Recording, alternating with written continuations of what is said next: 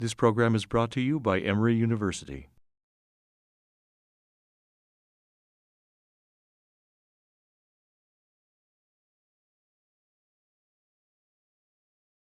In 1946, the race riot in Columbia, Tennessee was a phenomenon that begins to speak to the militancy of black veterans and the black community coming out of that Second World War.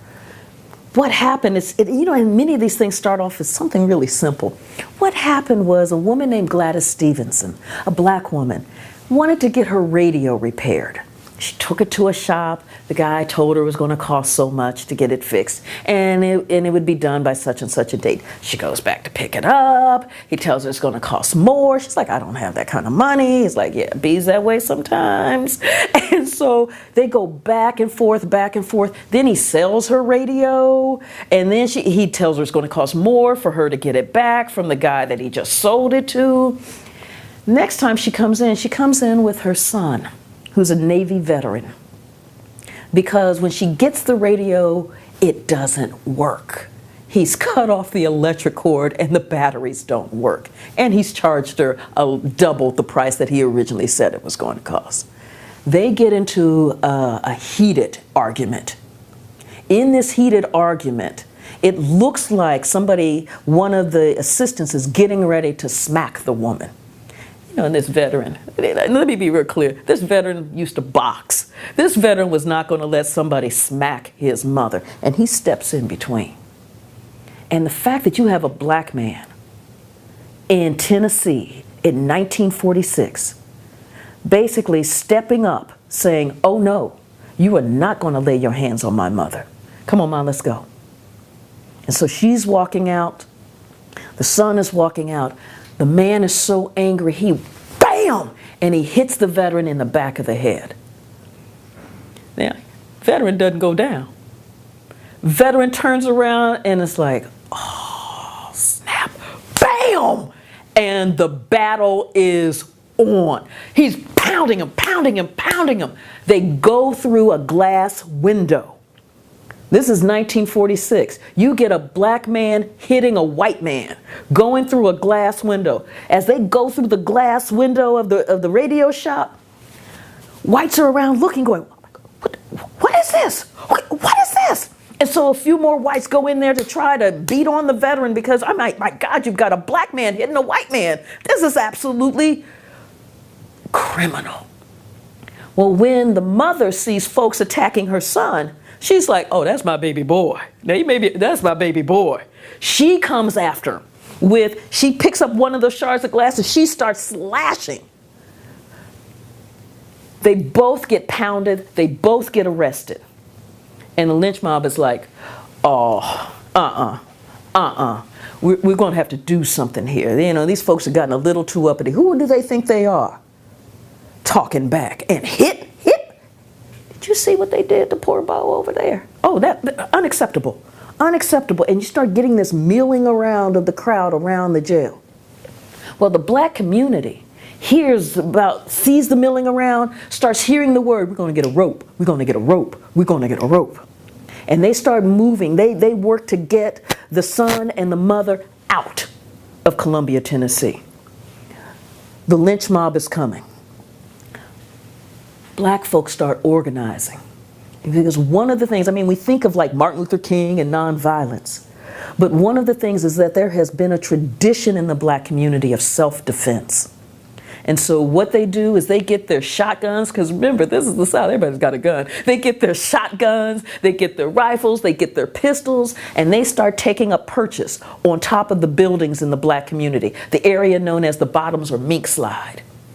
And so as whites start pouring in, and there was one guy, he was just going to burn down the black businesses. So it reminds you of Tulsa, going to burn down the black businesses. And he comes in there with his buddies and a can of gasoline, and he starts trying to zigzag and pour the gasoline. And all of a sudden, the black guys on top of the roof start shooting. Bam!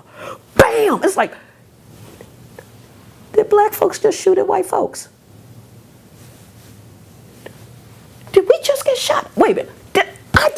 I'm wounded. I just got shot. What?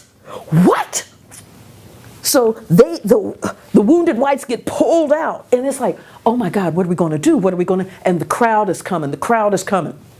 Now the sheriff is first in there going, okay, boys, now you just need to settle down. We'll handle this. And the crowd is like, no, no, no. Call in the Tennessee National Guard, the Tennessee State Guard. As they're coming in, as more whites of the mob are coming in, black folks are defending their property because there had been lynchings in that county before. They knew what this looked like. And this is 1946. You had veterans up on those roofs. They had taken down the Nazis. They weren't having it. For them, this was a new day. And even though they had been systematically cut out of the GI Bill, and part of that, let me describe that piece, being cut out of the GI Bill. It was passed in 1944, and it opened up a range of opportunities to veterans. It opened up housing opportunities, so through the VA loans. It opened up education, so a full ride through college for veterans. But the way that the law was written was that although it's a federal law and it's written race neutral, in the language is that it will be administered by the states. And so when you're looking at these Jim Crow states that cannot fathom that a black man should have access to education, what you're getting are these veterans who are watching these opportunities pass them by. And the thing that they're going to do at the bare minimum is to protect their homestead, to protect their community, and to protect one of theirs. And so as whites are coming in, these veterans are shooting back. So when the sun comes up, the state troopers move in. And I mean, they moved in with machine guns.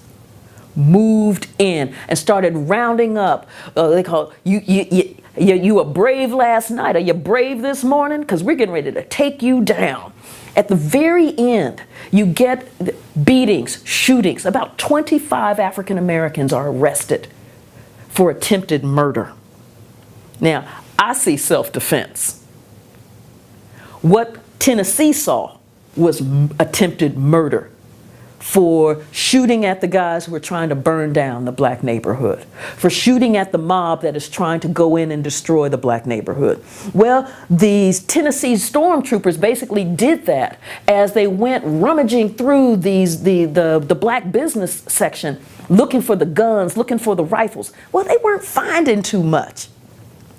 And none of the ballistics were matching up. But in the trial that happened, I mean, the trial itself becomes fascinating because as the lynch mob is forming and as it's very clear that the bullets are flying, somebody calls into Nashville and says, alert the NAACP, we're in trouble down here.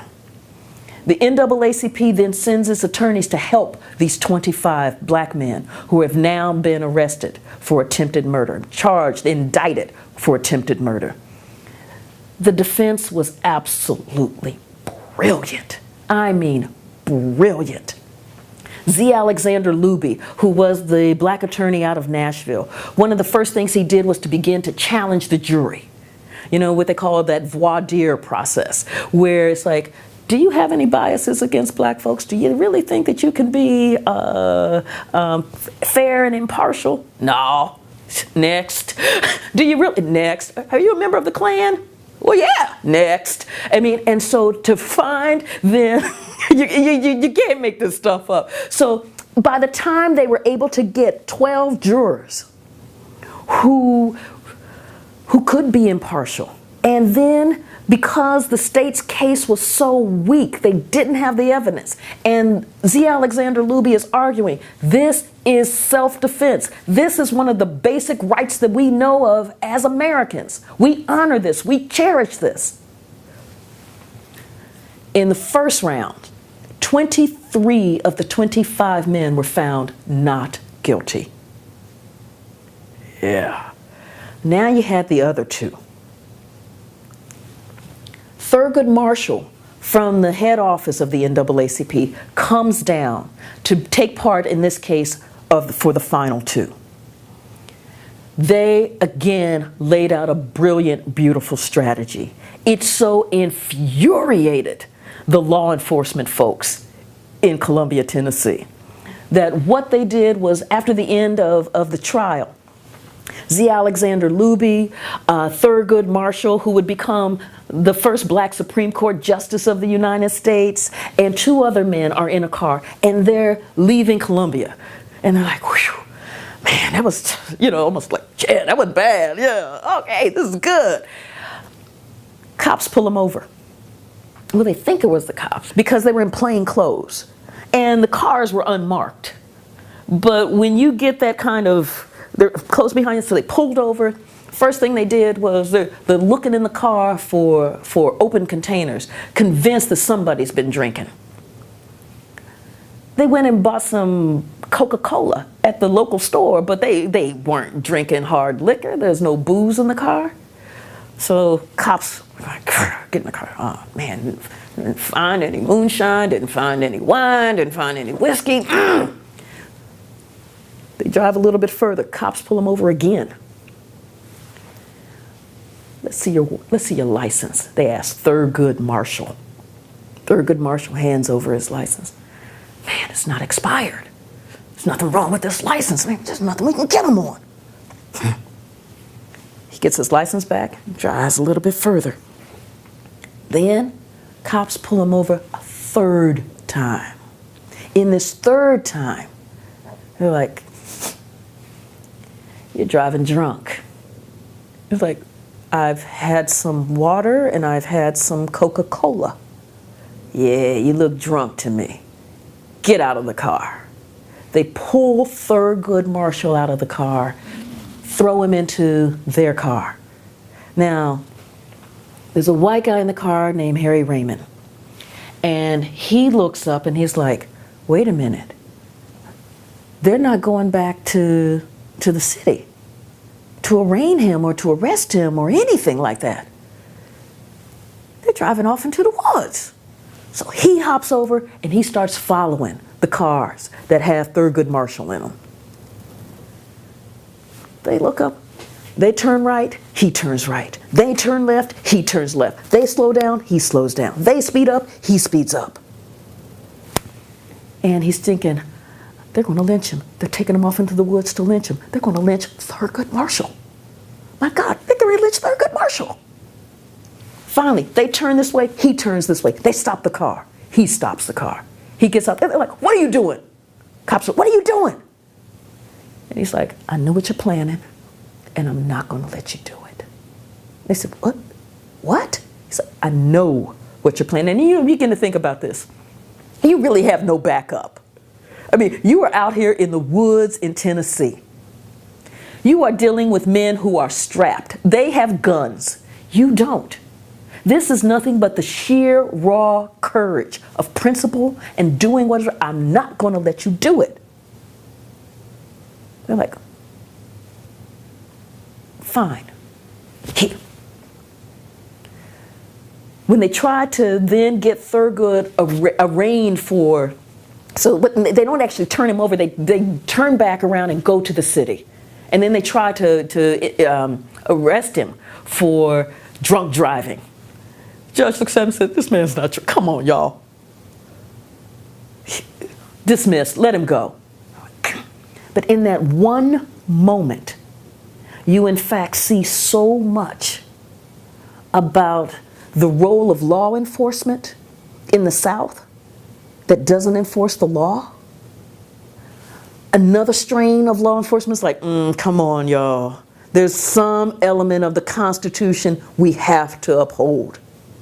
So you're looking at this really contested terrain, and in the middle of this contested terrain, you have African Americans who refuse to go into their place, who refuse to just stand there and take it, and who refuse to just abide by the old ways because they're like, no, this is a new day. And it's that new day that I think really is emblematic of the race riot in Columbia, Tennessee. The preceding program is copyrighted by Emory University.